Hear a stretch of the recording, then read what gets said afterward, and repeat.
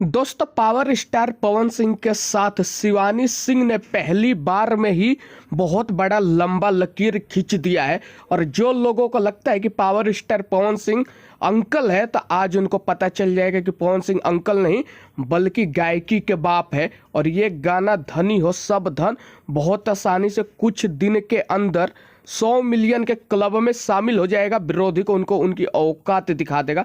जी हाँ दोस्तों, आप लोग देख सकते हो सामने 2 घंटे में 59,000 लाइक है और 5.4 के व्यूज है। यानी कि दोस्तों 59,000 लाइक है, तो इस बात से ये साबित होता है कि गाना जो है फीज हो गया है, यूट्यूब पे व्यूज फीज हो गया है।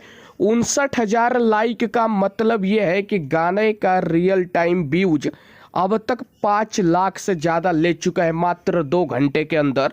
तो दोस्तों, पावर स्टार पवन सिंह ने अपने न्यू गाने के साथ शिवानी सिंह के साथ पहली बार में ही आग लगा दी है और रियल टाइम व्यूज कम से कम 5 लाख से ज़्यादा है। तो दोस्तों, अगर आप लोगों को मेरी वीडियो अच्छी लगी तो मेरे लाल वाले बटन को दबा के चैनल को सब्सक्राइब कर दो। और पावर स्टार पवन सिंह के न्यूज देखना चाहते हो तो मेरे चैनल पर आइए दोस्तों, धमाल धमाल न्यूज देखने को मिलेगा आप लोगों को।